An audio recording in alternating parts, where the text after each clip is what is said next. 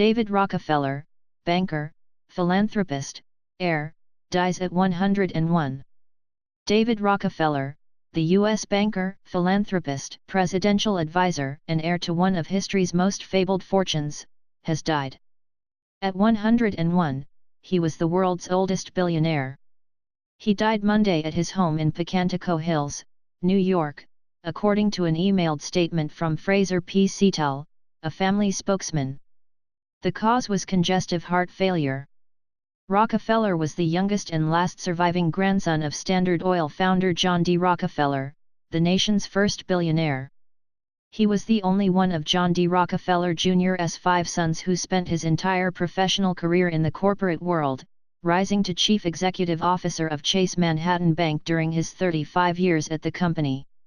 He was also a confidant of world leaders, from Deng Xiaoping in China to Nelson Mandela in South Africa, from the Shah of Iran to Henry Kissinger.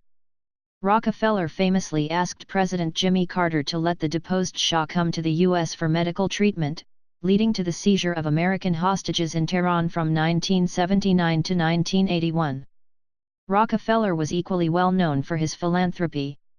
In 2006, he bequeathed $225 million to the Rockefeller Brothers Fund, which he and his brothers established in 1940 to promote social change worldwide.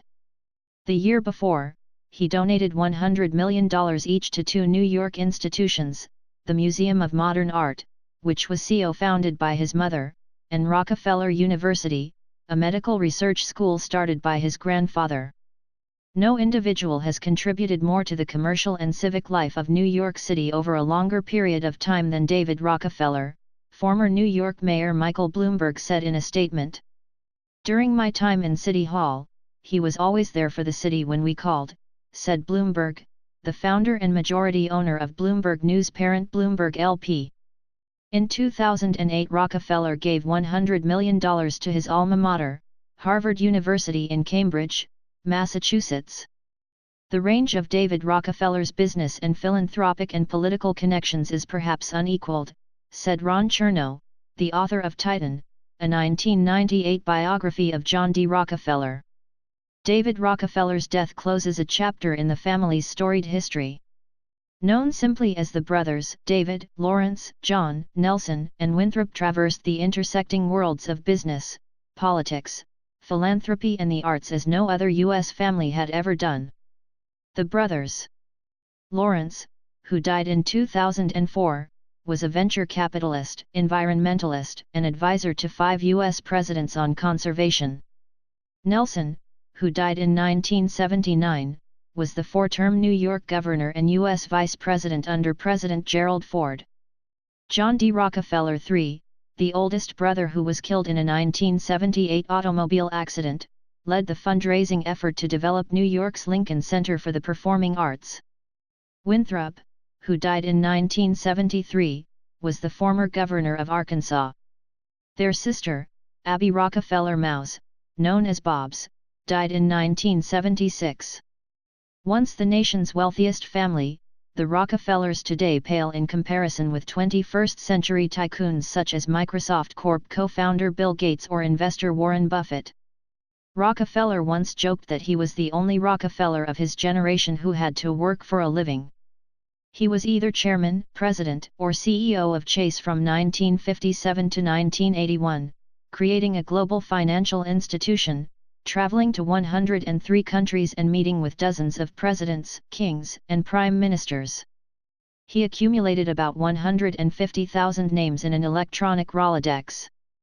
"Because I started sooner, I think I probably knew more heads of state than anyone else, possibly with the exception of Henry Kissinger, but maybe even including him," Rockefeller said in a December 2003 interview.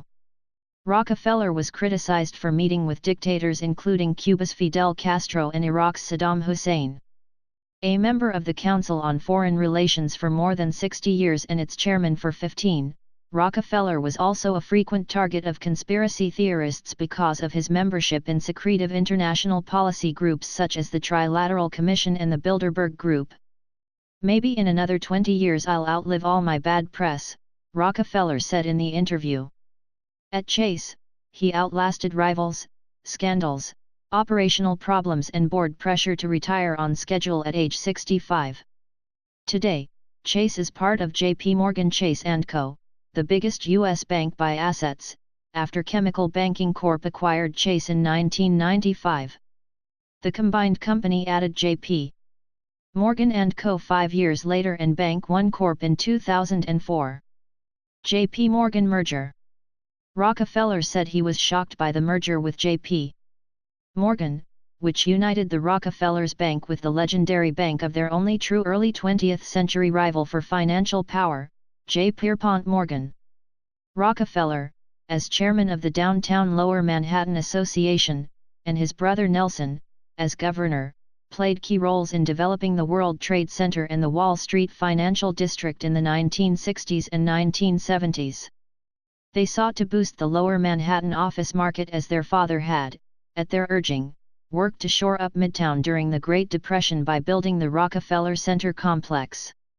During their construction, the Twin Towers were often dubbed David and Nelson by the press.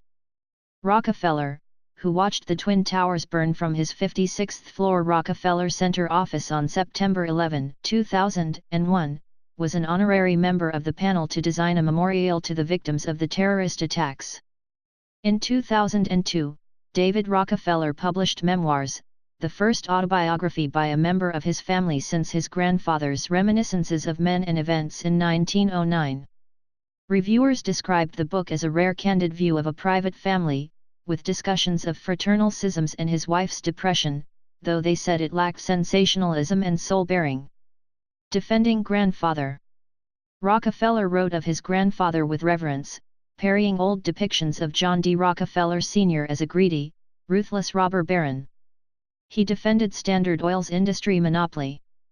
That was grandfather's greatest achievement, building the petroleum industry and, in the process, creating the modern corporation, he wrote. It was an organizational triumph that transformed the business world.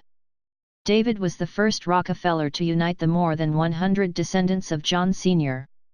He was the organizer of annual family meetings at the Rockefeller estate at Pocantico Hills, which overlooks the Hudson River north of New York City.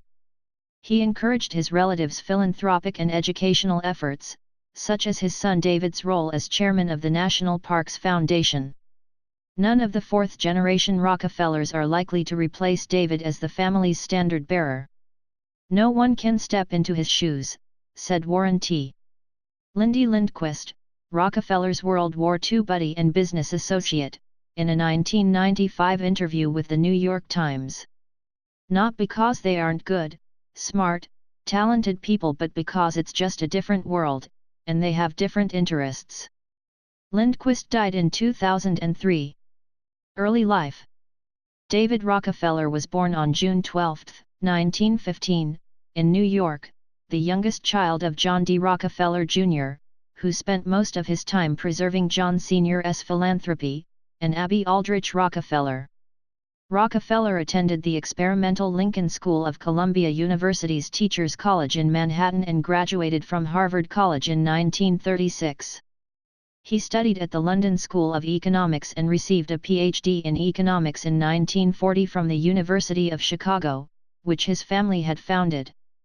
His thesis, Unused Resources and Economic Waste, argued that capitalists seek not only to make money but also to serve their employees and society.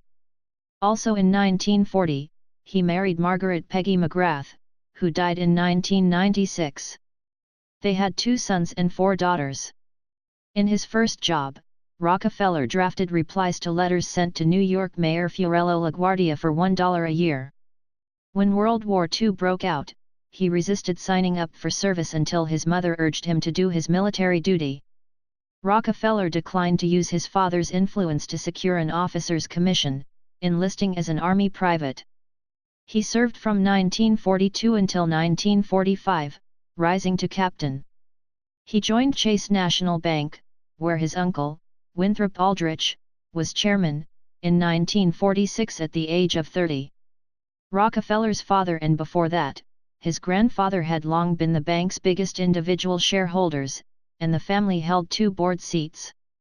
Though tagged as a spoiled rich kid by Aldrich's successor, John J. McCloy, Rockefeller rode the subway to work for a decade and worked his way up through various departments, including a stint overseeing the Latin America business, to become CEO after McCloy retired in 1960. McCloy, Rockefeller wrote, was indecisive about a successor. Rockefeller threatened to quit when board members discussed having George Champion, who was 11 years older and had been with the bank 2 decades longer, as sole CEO for a time.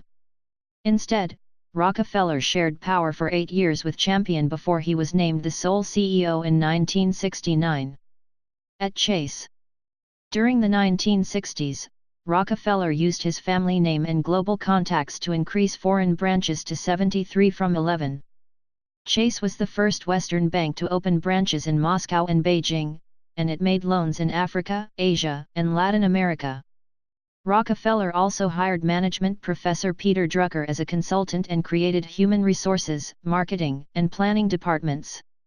Critics said Rockefeller's international focus led to the neglect of Chase's everyday operations. By the early 1970s, the bank had suffered shaky real estate investments, bond losses that forced it to restate earnings, bad loans, and technological problems. Citibank, which would become Citigroup Incorporated, was closing in on Chase's market share. Rockefeller was forced to focus simultaneously on the bank's internal deficiencies and global expansion. In memoirs, he said he had to fight to keep his job in 1975, with director and family advisor J. Richardson Dilworth telling him during a helicopter flight up the Hudson River that he had limited time to turn the bank around. A week later, the board gave him another year, and after restructuring management and the way the bank made loans, he was able to continue until his retirement in 1981, just before he turned 66. Foremost a financier, Rockefeller was often a conduit for high-level diplomacy on his Chase trips, flying more than 5 million miles and meeting 200 heads of state in 35 years. He developed a close relationship with then-Secretary of State Kissinger, a longtime advisor to his brother Nelson, and argued for President Richard Nixon's overtures to Communist China in the early 1970s. Vietnam War. In the 1960s and early 1970s, protesters targeted him as a power behind U.S. foreign policy, including the Vietnam War. Some of his own children then in college opposed his politics, and he wrote about heated dinner table arguments with his daughter Abby, a draft resistance counselor drawn to Marxism. Rockefeller focused on managing family affairs after his Chase retirement. Since the 1940s the brothers held formal meetings, with David serving as secretary, that continued until the late 1970s. The five of us had widely diverging and, in some ways, conflicting interests, he wrote, but largely because of these regular get-togethers we maintained a basic respect and affection for one another, something that has not always been the case with other wealthy families. In 1979, David, Lawrence, and the widows of John and Nelson organized Rockefeller & Co., an outgrowth of the family office started by their grandfather when he moved to New York from Cleveland a century earlier. The firm has since branched out as a wealth manager for clients not affiliated with the family. Rockefeller Center.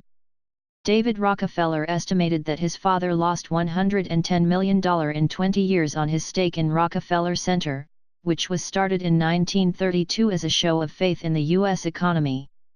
David later served as chairman of Rockefeller Center Properties Incorporated, which held the mortgage, and worked to avert a mid-1990s financial collapse after its purchase by Japan's Mitsubishi Estate Corp. In January 1995, the 79-year-old Rockefeller flew to Japan to try to persuade Mitsubishi not to put the property in bankruptcy. He broke his leg walking into Mitsubishi's offices, then stayed to plead his case before heading to the hospital for treatment. 3 months later, the filing occurred anyway. A year later, Rockefeller bought the center back in partnership with Goldman Sachs Group Inc. In 2001, the group sold it to New York developer Tishman Speyer Properties at a profit, ending 7 decades of family control. Rockefeller upheld the family's philanthropic tradition, giving away more than $900 million during his lifetime. In 1940, he joined the board of the Rockefeller Institute for Medical Research, established in 1901 by his grandfather, and a decade later succeeded his father as board chairman, serving for 25 years. The institute was renamed Rockefeller University in 1965. He endowed the David Rockefeller Center for Latin American Studies at Harvard and was chairman of the school's board of overseers. Inheriting a love of art from his mother, Rockefeller amassed a collection of modern and impressionist works valued at more than $500 million in the early 1990s. After his mother's death in 1948, he took her seat on the board of the Museum of Modern Art, serving more than 16 years as chairman between 1958 and 1993. Rockefeller remained sharp and agile into his 90s, going to the office daily at 10 a.m. and leaving at 5 p.m. He exercised before work, and sometimes drank a glass of white wine with lunch. Leadership of the family now falls upon the generation known as the cousins, the great-grandchildren of John D. Rockefeller. David Rockefeller said he was confident his 6 children and grandchildren would carry on the philanthropic and activist legacy of the family's century-old fortune. If they will have learned the important things about life and how to lead it, that could be my greatest contribution, Rockefeller said in a May 2007 interview. I have reason to think that they will.